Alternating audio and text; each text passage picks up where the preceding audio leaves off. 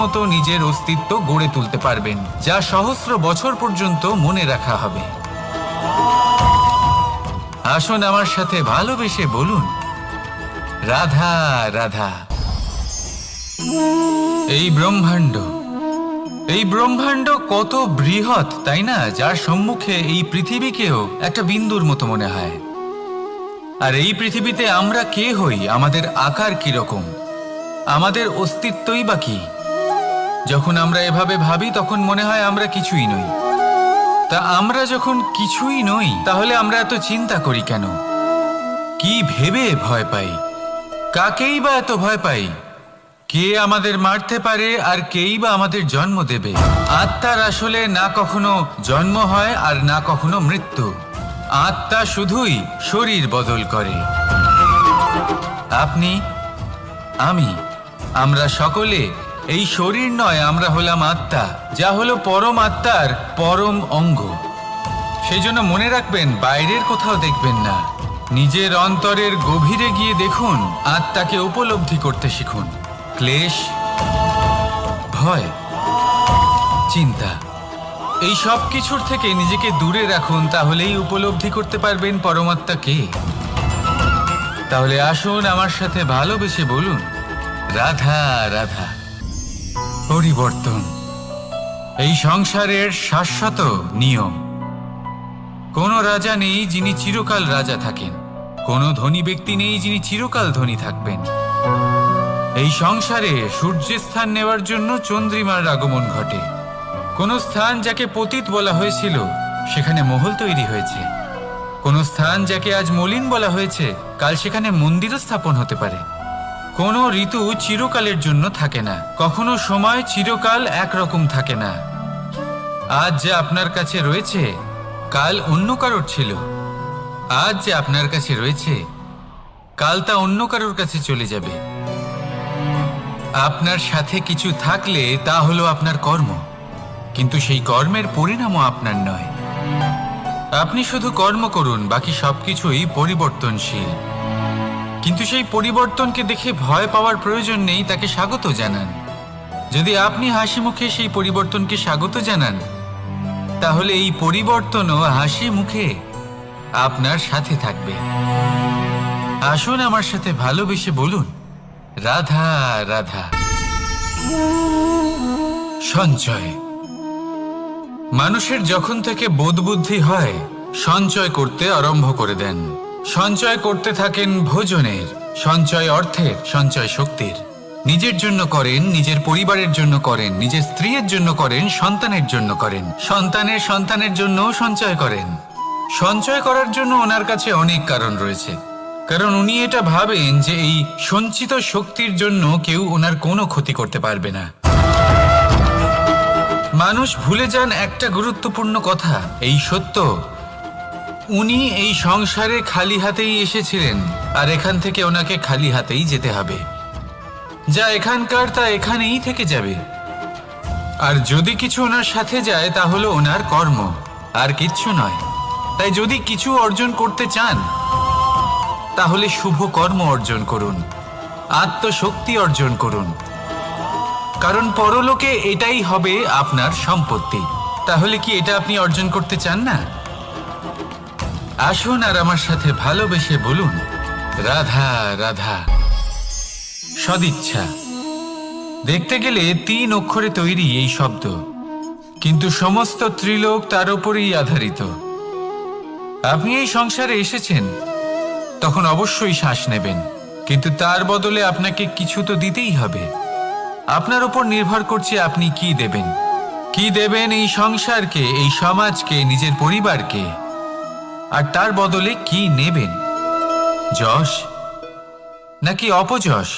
দেখুন, এক ছিল রাবণ, যে কিনা সমুদ্র পার করল সীতাকে অপহরণ করার জন্য, আর এক ছিলেন রামচন্দ্র, যিনি সমুদ্র পার করেছিলেন, সেতু বানিয়ে গিয়েছিলেন সীতাকে ফিরিয়ে নিয়ে আসার জন্য। দুজনেই সমুদ্র পার করেছিলেন, শুধু পার্থক্য ছিল সদিচ্ছাকে বোঝার, লক্ষ্যের। অনেক মানুষের যাত্রা একরকম হতেই পারে, কিন্তু আনন্দ তখনই লাভ করবেন যখন লক্ষ্য শুভ হবে। মহান হবে। এই লক্ষ্য দিয়ে এই সংসারের কল্যাণ হবে এবং মানুষের সম্মান হবে। যদি আপনার সংকল্প উচিত হয় তাহলে আপনার লক্ষ্য উচিতই হবে, নয়তো শুধুমাত্র বিনাশ হবে। আর উচিত এটাই হবে যে বিনাশের হাত থেকে যেন নিজেকে বাঁচানো যায়, কি বলেন? তাই জীবনে যে লক্ষ্য স্থির করছেন মনে রাখবেন তা যেন শুভ লক্ষ্য হয়। যদি এরকম হয় তাহলে আপনার যাত্রা, আপনার জীবন দুটোই শুভময় হবে। আসুন আর আমার সাথে ভালোবেসে বলুন, রাধা রাধা। সুরক্ষা।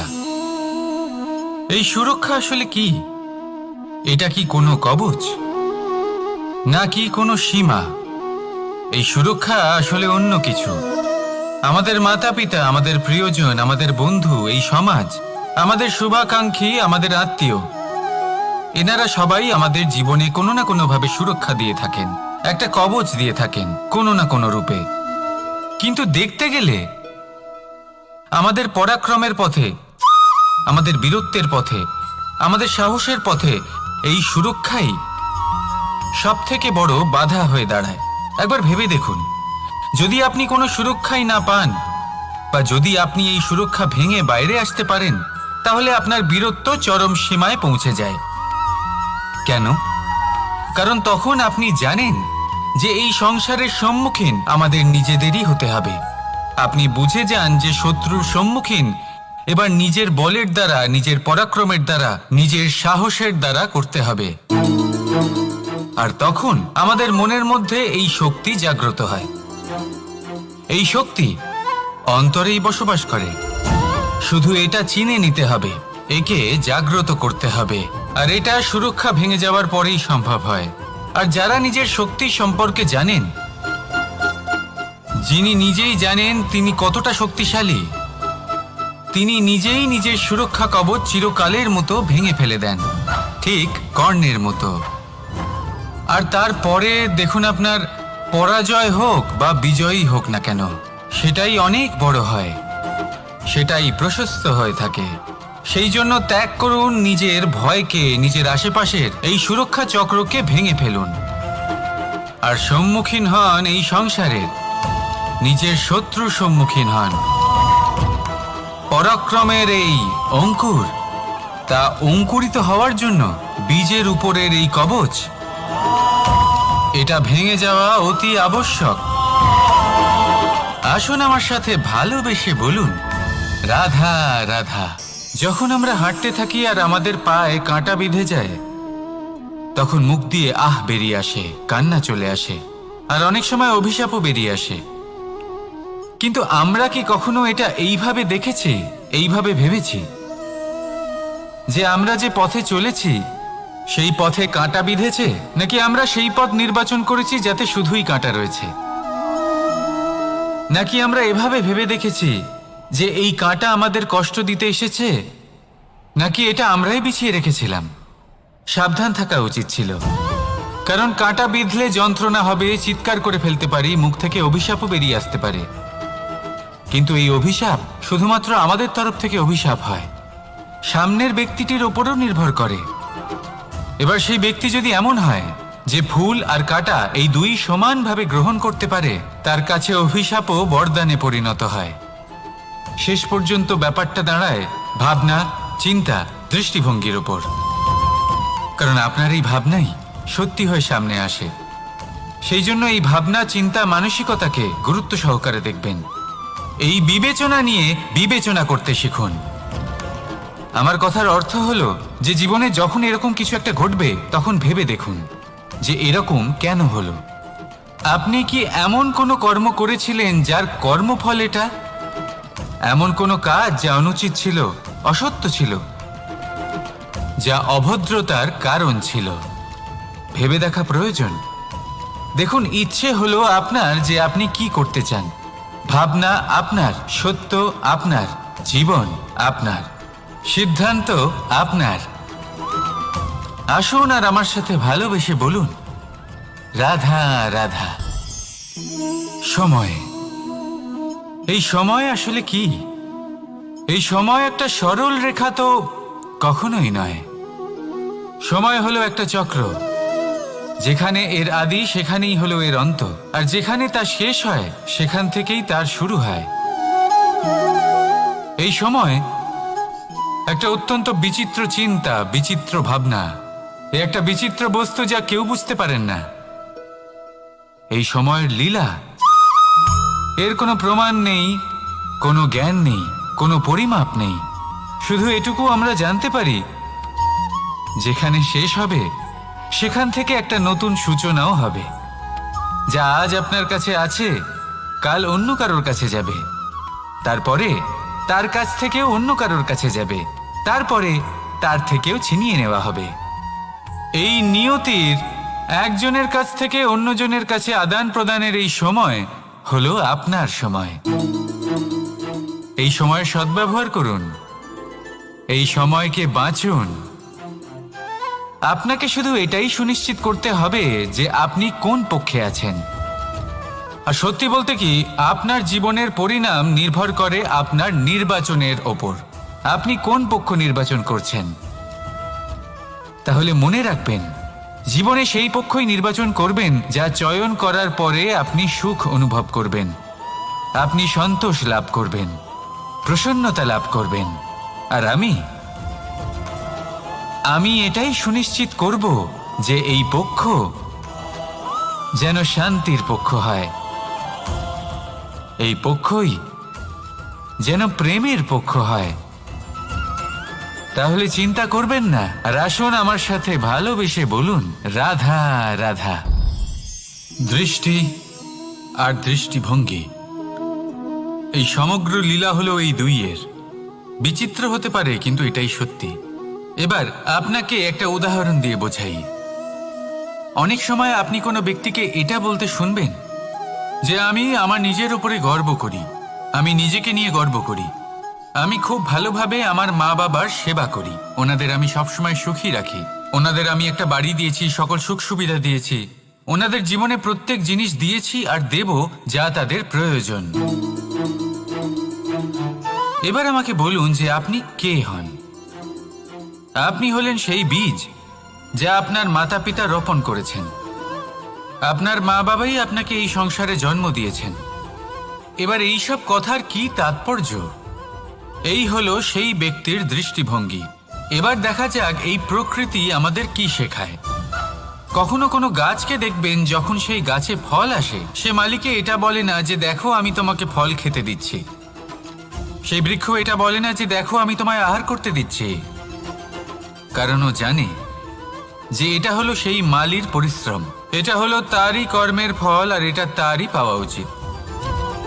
সে বলে যে তোমার জিনিস তোমাকেই অর্পণ করলাম, এ আমার জিনিস নয়।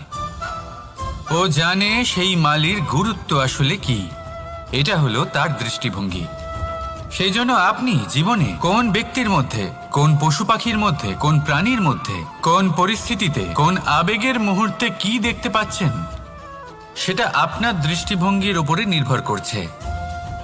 তাই নিজের মনে ধন্যাত্মক ভাব জাগ্রত করুন, শুভ চিন্তা নিয়ে আসুন। এই ভাবনাই সত্য হয়ে সামনে আসবে। এই দৃষ্টিভঙ্গি এমন হয়ে যাবে যে আপনার জীবনে সবকিছুই শুভ হবে। তাহলে আসুন আর আমার সাথে ভালোবেসে বলুন, রাধা রাধা। প্রতিশোধ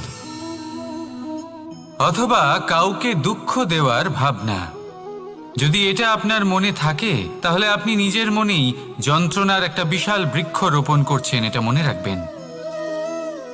কারণ কাউকে দুঃখ দেবার এই ভাবনা, এটা হলো সেই বীজ যা আপনার মনেই পতিত হবে, আপনার মনেই অঙ্কুরিত হবে, আর আপনার মনেই একটা বিশাল বৃক্ষরূপে বেড়ে উঠবে।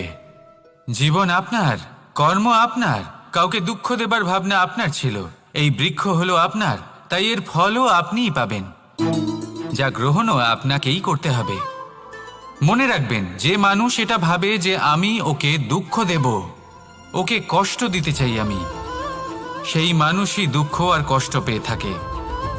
যদি সেই জায়গায় আপনি এটা ভাবেন যে আমি কাউকে সুখী করে তুলতে চাই, কাউকে সুখ প্রদান করতে চাই, তাহলে তারও বীজ আপনার মনেই রোপণ হবে, বৃক্ষে পরিণত হবে, যার ফলও আপনিই পাবেন। এখানে বিষয়টা হলো শুধু মানসিকতার চিন্তা, যা সত্য হয়ে আপনার সামনে আসে। তাহলে এই মানসিকতা শুভ করুন, সবার জন্য মঙ্গল কামনা করুন। অন্যের মনে আপনার জন্য ভালো চিন্তা থাকুক বা না থাকুক, আপনি সবার জন্য শুভ চিন্তা করে কর্ম করতে থাকুন, তাহলে আপনার সাথেও ভালোই হবে। তাহলে আসুন আর আমার সাথে ভালোবেসে বলুন, রাধা রাধা।